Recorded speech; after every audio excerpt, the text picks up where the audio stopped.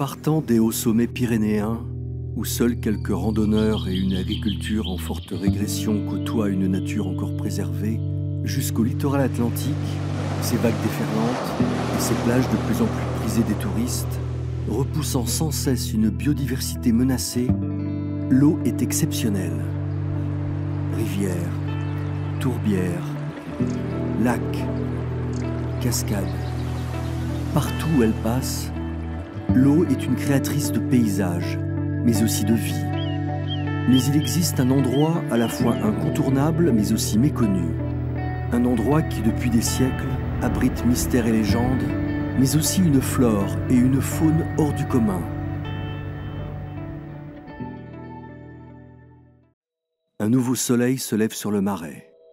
Ses doux rayons réchauffent l'eau et colorent les roseaux qui dansent sous le vent. Pourtant, ce spectacle qui nous semble si familier reste indescriptible. L'eau et la terre s'y mélangent depuis des millénaires, et pourtant le Marais n'est réellement défini nulle part.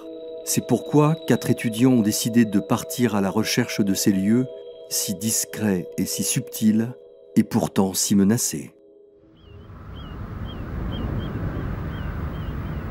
Alors, qu'est-ce que c'est le Marais selon moi? Pour moi, c'est plutôt une zone qui est humide au moins une partie de l'année. À ce titre, elle a quand même une végétation assez typique, avec de l'eau qui est présente en hiver souvent, des inondations, et puis de l'eau qui se retire plutôt l'été. Différents niveaux de profondeur, mais jamais importants. On va dire entre 0 et 1,60 m à peu près dans ces eaux-là, ça c'est à mon avis. Et un marais, c'est aussi une zone humide qui a tout un cortège extrêmement riche d'animaux et de végétaux.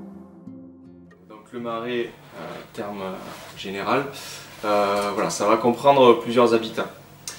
De par sa définition, ce sont des zones qui sont inondées toute l'année ou seulement une partie, plutôt herbacées et peu profondes. Donc ça peut comprendre plein d'habitats. On peut y inclure des roselières, des prairies inondables, on peut y mettre aussi quelques tourbières, voilà, etc.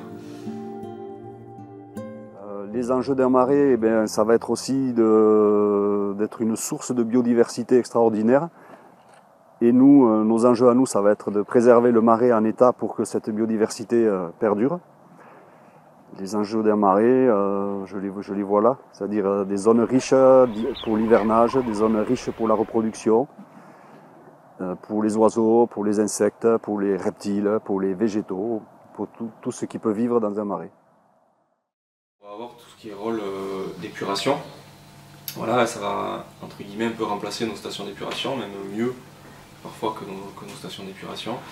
Vous allez avoir un rôle aussi de stockage d'eau, régulation des flux d'eau, donc voilà, pour parer vraiment à tout ce qui est cru, inondation, on va stocker de l'eau et aussi pouvoir en relarguer quand il n'y en a pas assez, en été par exemple. Alors sur un marais ou une zone humide, comme je disais tout à l'heure, on a une faune et une flore très diverses. Pour ce qui est de la faune, on va retrouver tout un tas d'oiseaux d'eau.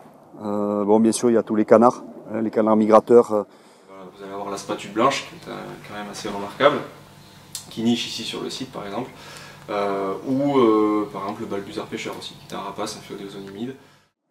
On va retrouver aussi les poules d'eau, les foulques macroules, les râles d'eau.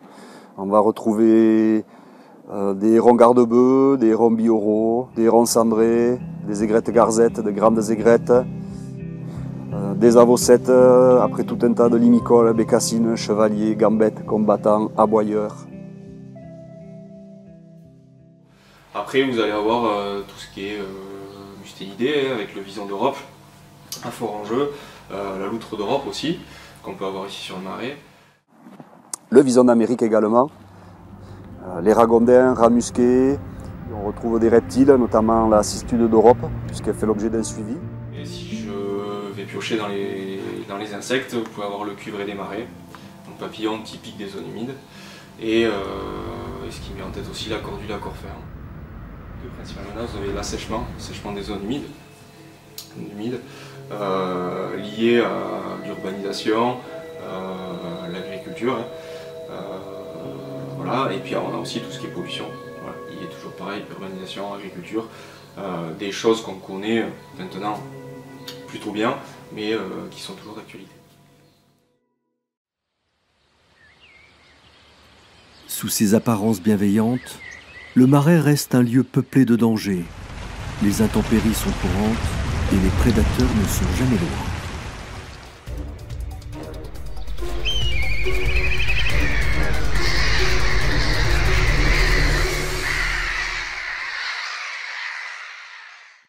Pourtant, il reste un lieu de prédilection pour de nombreux animaux, une source de nourriture incroyable et un refuge pour des dizaines d'espèces rares ou en forte régression. Que ce soit l'eider à duvet, le grèbe à cou noir ou encore l'insaisissable campagnol amphibie, tous sont dépendants du Marais.